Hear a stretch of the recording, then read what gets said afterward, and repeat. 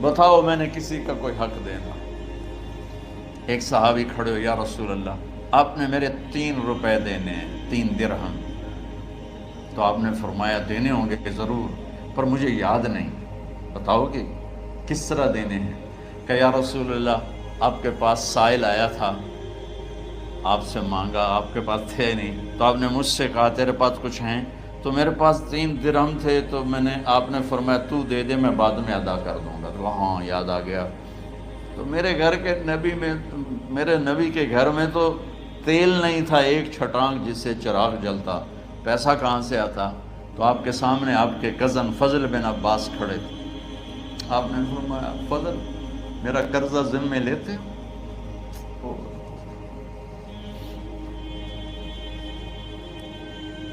جن کے لیے کائنات سجائی گئی، جنت کی چابیاں جن کو پکڑائی گئی، جاتے ہوئے 3 روپے دینے کی ہمت نہیں تھی۔ کہ فضل میرا قرضہ ذمہ لیتے؟ کہ جی یا رسول میں اپنے ذمہ لیتا ہوں۔ کہ اس سے لے لینا۔ آپ گھر تشریف لے گئے، نماز کے لیے آتے تھے، پڑھاتے تھے۔ جمعرات کو عشاء کی نماز پڑھانے کے لیے اٹھ نہیں سکے، گر گئے۔ پھر اٹھنے لگے، اٹھ نہیں سکے، گر گئے۔ پھر اٹھنے لگے، اٹھ نہیں سکے، تو آپ نے فرمایا ابو بکر سے کہو نماز پڑھائے، عشاء کی نماز۔ ابو بکر ذرا پیچھے کھڑے تھے، عمر آگے کھڑے تھے۔ تو لوگوں نے کہا نماز ہی پڑھاونی، کوئی پڑھا دے۔ تو انہوں نے حضرت عمر کو آگے کیا، انہوں نے کہا اللہ اکبر۔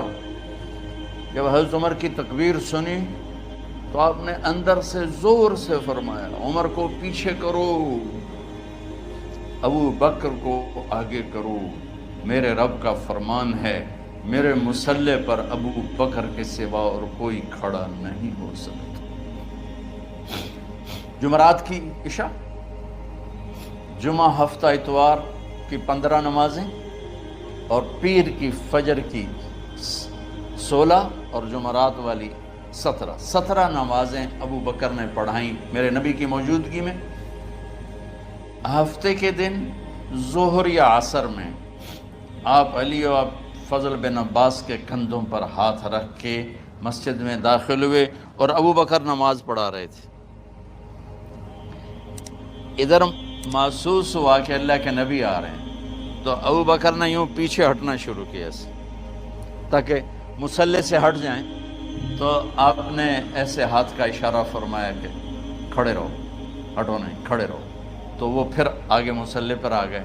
تو آپ تشریف لائے اور الٹے ہاتھ ابو بکر کے ساتھ بیٹھ کر آپ نے ظہر یا عصر کی 4 رکعت نماز ابو بکر کی امامت میں ادا فرمائی۔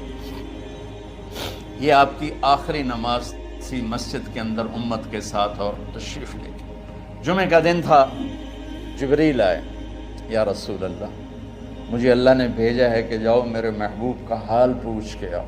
اللہ، تو اب درد اور بخار دونوں چیزیں تھیں، سر کا درد بھی ہیوی ویٹ تھا اور بخار بھی، تپش۔ تو آپ نے کہا جبریل تکلیف ہے، تکلیف میں۔ ہفتے کا دن پھر جبریل آئے، یا رسول اللہ مجھے اللہ نے بھیجا ہے کہ جاؤ میرے محبوب کا حال پوچھ کے آؤ۔ پھر آپ نے فرمایا تکلیف ہے۔ اتوار کو پھر جبریل آئے، یا رسول اللہ اللہ نے بھیجا ہے کہ جاؤ میرے محبوب کا حال پوچھ کے آؤ۔ 12 ربیع الاول آ گئی، 632 عیسوی اور 11 ہجری۔ آپ کی طبیعت میں بشاشت آئی، تو صحابہ نماز پڑھ رہے تھے، آپ نے دروازہ کھول کے سب کو یوں دیکھا۔ تو حضرت انس فرماتے ہیں ہم سب نماز میں تھے، لیکن جب دروازہ کھلنے کی آواز آئی اور اللہ کے نبی کا چہرہ، تو ہم سب نماز میں یوں ہو گئے، نماز کے اندر ہی سارے اللہ کے نبی کو دیکھنا شروع کر دی، بھول ہی گئے کہ نماز پڑھ رہے ہیں، ایسے گم ہو گئے آپ میں۔ تو آپ نے جلدی سے دروازہ بند فرما دیا۔ یہ آپ کی آخری زیارت تھی اپنی امت کے لیے۔ اس کے بعد آپ اپنے اللہ کی طرف کا سفر شروع کیا۔ تو اشراق کے بعد آپ نے اپنی بیگمات کو بلایا، ان کو بتایا نہیں کہ میں آج جا رہا ہوں، سب سے ملے، سب کو الوداع کیا اور انہیں بھیجا۔ اس کے بعد آپ نے حضرت فاطمہ کو بلایا، جنت کی عورتوں کی سردار، سب سے زیادہ محبوب بیٹی، سب سے زیادہ جگر کا ٹکڑا، دل کا ٹکڑا، کا جس نے فاطمہ کو دکھ دیا مجھے دکھ دیا، جس نے اسے سکھ دیا مجھے سکھ دیا۔ ہاں، ان کو قریب کا، بیٹی قریب ہو، تو ان کے کان میں کہا میں جا رہا۔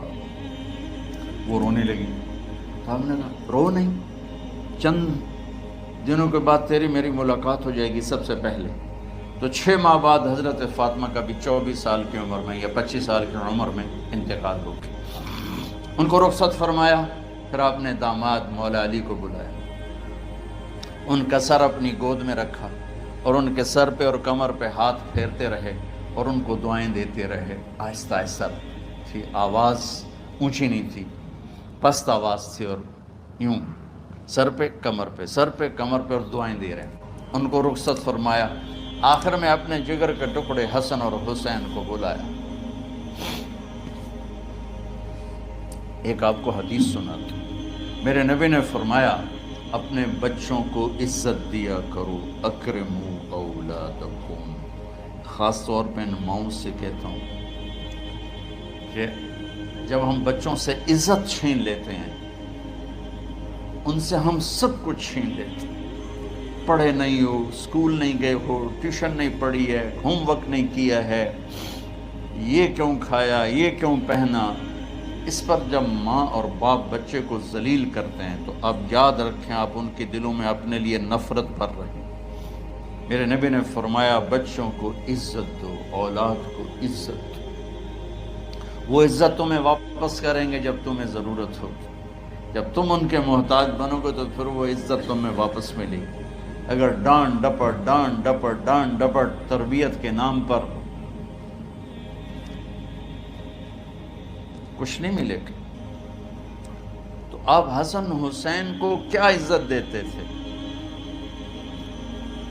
آپ نماز پڑھا رہے ہیں، نماز ہے مسجد کے اندر، گھر میں نہیں ہے، اور آپ سجدے میں گئے، دونوں بھائی کود کے کمر پہ چڑھ گئے۔ کوئی ہمارے آج کا دیندار ہوتا اس سے ہی انہوں نے 2 لتر مارنے آئے، آپ نے سجدہ لمبا کر دیا۔ صحابہ کو خوف ہوا کہ آپ فوت ہو گئے۔ عبداللہ بن مسعود سر اٹھا کے دیکھا تو دونوں بھائی کمر پہ چڑھے ہوئے تھے اور آپ سجدے میں پڑے ہوئے تھے۔ انہوں نے ہاتھ آگے بڑھایا اتارنے کے لیے، تو آپ نے بغلوں سے دیکھا کہ کوئی ہاتھ آ رہا ہے بچوں کو اتارنے کے لیے، تو سجدے میں ایسے ہاتھ ہوتے ہیں، تو آپ نے یوں کر کے ان کو روک دیا اشارے سے۔ جب تک حسن حسین علیہم السلام کمر پہ سوار رہے میرے نبی نے سجدے سے سر نہیں اٹھایا، یہ عزت دی۔ اور جب وہ اترے پھر آپ سجدے سے اٹھے، سلام پھیرتے ہی آپ نے دونوں بچوں کو گود میں لے کے فرمایا میرے ماں باپ ان پہ قربان، انہیں تکلیف نہ دیا کرو۔ اور آپ ان کے لیے گھر آتے، روزانہ ٹائم نکالتے۔ آج والدین کے پاس اولاد کے لیے ٹائم نہیں، کل اولاد کے پاس والدین کے لیے ٹائم نہیں ہوگا۔ اپنے بچوں کو میں یہ نہیں کہتا ہوں بیٹھ کے نصیحتیں کرو، صرف محبت ٹرانسفر کرو، ٹائم دو، موبائل آف کرو، ٹی وی آف کرو، اور صرف آپ اور بچوں میں ایک ایسا تعلق ہو کہ ان کا بلوٹوتھ بھی آن ہو جائے، آپ کا بلوٹوتھ بھی آن ہو جائے، اور سارا ڈیٹا ٹرانسفر ہو جائے۔ بلوٹوتھ کو آن کیے بغیر ڈیٹا ٹرانسفر ہوگا؟ دسو بھائی۔ تو ہمارے بچوں کے بلوٹوتھ آف ہیں سکولنگ کی وجہ سے، ڈانٹ ٹپٹ کی۔ 3 سال کا بچہ بھلا سکول جانے کے قابل ہوتا ہے؟ 3 سال کا بچہ ماں کی گود کے لیے ہوتا ہے، باپ کی چھاؤں کے لیے ہوتا ہے، وہ روتا ہوا جاتا ہے، روتا ہوا آتا ہے۔ روزانہ ماں باپ سے نفرت اپنے اندر وہ پیدا کرتا ہے اور اس کو پالتا ہے، پڑھاتا ہے، بڑھاتا ہے۔ آپ گھر میں تشریف لاتے اور حسن حسین کے لیے گھٹنے ٹیک دیتے، ہاتھ ٹیک دیتے، آؤ بچوں اپنے اونٹ پہ چڑھ جاؤ۔ دونوں بچوں کو کمر پہ چڑھا کے اور پورے کمرے میں چکر لگاتے تھے۔ پھر پوچھتے تمہاری سواری کیسی ہے، اونٹ کیسا ہے؟ پھر دونوں کو اتار کے زینب کو بٹھاتے اور زینب کو پورے کمرے کا چکر لگواتے۔ شہنشاہ ہے انبیاء کے بادشاہ نہیں، پوری کائنات کی اللہ تعالیٰ نے آپ کو بادشاہی عطا فرمائی، سرداری عطا فرمائی، اور کائنات کی سب سے زیادہ مصروف ترین اور ذمہ دار ترین ہستی روزانہ بچوں کے لیے ٹائم نکالتے تھے۔ ادھر چھوٹا سا تاجر کہتا ہے ٹائم کوئی نہیں، یا مائیں کہتی ہیں ٹائم کوئی نہیں۔ ہائے ہائے ہائے، جگر کے ٹکڑوں کو بلایا، جو ہی سینے سے لگایا آنسو شروع ہو گئے۔ بیویوں کو رخصت کیا، خاموش۔ بیٹی کو رخصت کیا، خاموش۔ داماد کو رخصت کیا، خاموش۔ جو ہی بچوں کو سینے سے لگایا تو آپ کے آنسو نکلنا شروع ہو کہ ایک زہر میں تڑپ تڑپ کے مرے، ایک کا سر کٹ کے نیزے پہ چڑھا۔ میرے نبی آگے آنے والے زمانے میں دیکھ رہے تھے کہ میرے بچوں کے ساتھ کیا ہونے والا ہے، اس پر آپ بے قرار ہو کر روئے، بولے کچھ نہیں، ان کو بھی رخصت فرما دی۔ جب وہ چلے گئے تو جبریل آ گئے، یا رسول اللہ، باہر ملک الموت دروازے پر کھڑا ہے، اندر آنے کی اجازت چاہتا ہوں۔ تو آپ نے فرمایا آ جائے، میں نے کب روکا؟ تو ملک الموت اندر آیا، ایک فرشتہ اور بھی تھا، کہا السلام علیکہ یا رسول اللہ، یا رسول اللہ میں آپ کو سلام پیش کرتا ہوں، میں نے کبھی کسی کو سلام نہیں کیا۔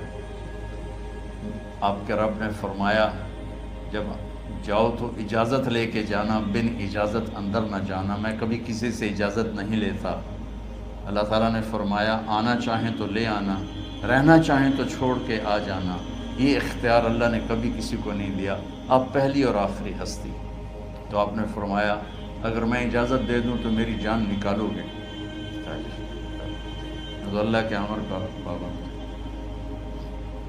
تو آپ نے جبریل سے پوچھا کیا کہتے ہو، تم کیا کہتے ہو؟ جبریل نے کہا یا رسول اللہ، اللہ آپ کی ملاقات کے شوق